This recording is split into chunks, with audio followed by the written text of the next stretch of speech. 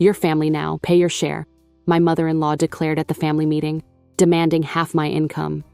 That's only right, my husband nodded. I smirked, and their smug smiles faded fast when I replied, then you won't mind if I married Maddox 3 years ago. I was 26 at the time, working in data analytics and making good money. Maddox? Not so much. He had big dreams but no real plans, always jumping from one business idea to another, claiming he was on the verge of something great. I believed in him at first, thought he just needed time. Turns out he needed a full-time sponsor, and I was dumb enough to play the role. For 3 years, I paid most of the bills. Rent, me. Groceries, me. Health insurance, me. Maddox contributed when he could, which wasn't often. His parents, especially his mom Carol, always made excuses for him. He's just finding himself. Some people take longer to succeed. You should support your husband. I thought it was temporary. I thought he would grow up. I was wrong. One day, Maddox told me his mom wanted us to come over for a family meeting. I assumed it was about his latest financial disaster, which happened often. Maybe she wanted to brainstorm ways to invest in his next big idea. I had no clue I was about to be ambushed. We get to Carol's house and the entire family is there. His dad Dawson, his brothers Jason and Kyle, their wives, even Carol's sister. Everyone is sitting in the living room with serious expressions, as if they were about to discuss a national crisis. I sit next to Maddox. He doesn't seem nervous. In fact, he looks smug. Carol clears her throat, clasping her hands like she's making some big announcement. Since you married into this family, you now owe us half your salary every month. Just like that, like she was stating a simple fact. I laughed. I actually laughed because I thought it was a joke. It wasn't. It's only fair, Maddox said, nodding along like a trained parrot. We all share what we have, and right now, you have more than all of us. You have got to be kidding me. I looked around. Let me get this straight. You want me to just hand over half my paycheck to you all? Every single month? Carol smiled like she was doing me a favor. We're family, honey, and family helps each other. I looked at Jason and Kyle. So you guys are contributing too? Kyle smirked. Nah, I don't make enough. Jason wouldn't even look at me. I turned back to Maddox. And you? Are you putting in half of whatever you make? Silence. Carol huffed like I was being difficult. Sweetheart, you make more than enough to take care of all of us. We've supported Maddox his whole life, and now it's your turn. We're a unit, and we have to take care of each other. Supported Maddox? I repeated. You mean you enabled him? Maddox grabbed my hand, giving me the please don't embarrass me look. Look, it's just money, babe, he said softly. You still get to keep half. Oh, okay, I get it now. This was a plan, a long con, and I was the sucker. I stood up, grabbed my purse, and smiled. Well then, you won't mind if I stop working altogether. If my money is our money, then I should get a say in how it's used, right? And I say I'm done. I've never seen a group of people look so stupid at the same time. You wouldn't, Carol said, her voice rising. You're overreacting, Maddox said quickly. Kyle laughed nervously. Come on, don't be dramatic, he muttered. I turned to Carol. Do you even hear yourselves? You're not asking for help. You're demanding I become your personal ATM. Carol lost it. You selfish little... I walked out. Maddox chased after me. Are you serious right now? Maddox snapped when we got outside. You expect me to just hand over half of my paycheck like I owe you? Like I owe them? It's about family, he said, as if that was an actual reason. No, it's about control. It's about you not wanting to work while I fund your entire family's lifestyle. And I'm done. Maddox ran his hands through his hair. Look, babe, I know. No more, babe. You showed me exactly where I stand in this family. I'm just the money. That's not true. Really? I crossed my arms. Would you have told me about this little plan if I made less money? Silence. That's what I thought. I didn't go home with him. I went straight to a friend's house and spent the night. While I lay there staring at the ceiling, I realized I had been stupidly blind. This wasn't out of nowhere. There had been so many signs. Maddox never taking real steps to get a stable job. Carol always talking about how women should contribute, but never holding her sons accountable. The way Maddox defended his family no matter what, even when they were clearly in the wrong. They had been grooming me for this exact moment, and now they thought I would just hand over my future.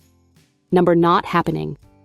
I woke up the next morning in my friend's guest room feeling like I'd been hit by a truck.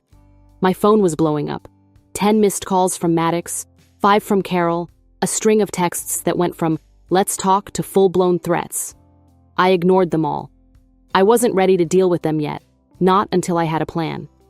I didn't go home. Instead, I went to work like nothing had happened. It felt weird, like I was living a double life, sitting in meetings, analyzing data while my entire marriage was crumbling in the background. By noon, I had a new text from Maddox. "If you don't come home, I'm moving your stuff out." "Oh, so now we were playing games?" I replied. "Go ahead, just make sure you don't touch anything I bought. Shouldn't be hard since I paid for almost everything in that apartment." Silence. An hour later, another text. "You're being ridiculous. We need to talk." No, we didn't. I left him on red. That night I checked into a hotel. I wasn't ready to face him alone just yet. Sitting on the bed, scrolling through my texts, I considered my next move. Option 1. Go back, argue it out, and try to fix things. Yeah, right. Option 2. Pack my stuff, walk away for good, and never look back. Or option 3. Make them wish they'd never messed with me. Take a wild guess which one I went with. The next day, I showed up at our apartment while Maddox was at work. I changed the locks. Then I went through every receipt, bank statement, and online order confirmation I could find. Everything that proved what I paid for. The rent, the furniture, the car insurance, the damn Wi-Fi. By the time I was done, I had a solid list of what was mine, and I wasn't leaving without it. Maddox came home at 6 p.m. He tried his key. It didn't work.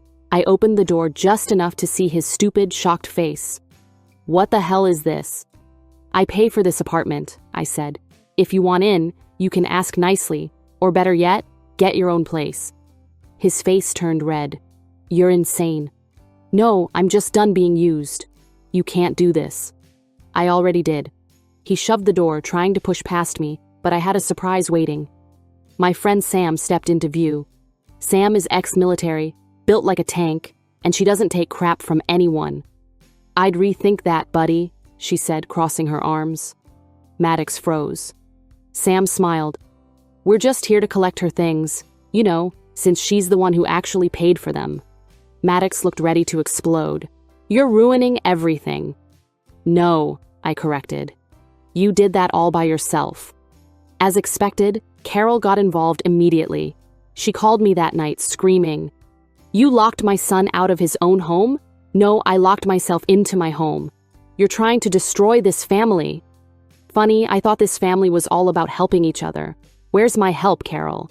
"You little—" I hung up. The next morning, I woke up to a legal-sounding email from Carol. She must have Googled how to sound like a lawyer because it was a mess. "You are illegally withholding financial contributions from your spouse, which constitutes financial abuse. If you do not immediately pay your required share to the family, we will pursue legal action." I laughed so hard I nearly dropped my coffee. Legal action for not giving them my paycheck? I forwarded it to my lawyer, who replied with one sentence. "This is nonsense. Ignore it." So I did, but I knew they weren't done. Carol was desperate, and desperate people do stupid things. A week later, I got a call from my bank. "We have a flagged transaction on your joint account." "I don't have a joint account. It's under Maddox's name, but your paycheck was deposited into it, and someone just tried to withdraw $5,000. My stomach dropped. That lying sack of garbage. I went straight to the bank. Turns out Maddox had linked my payroll direct deposit to his account without my permission.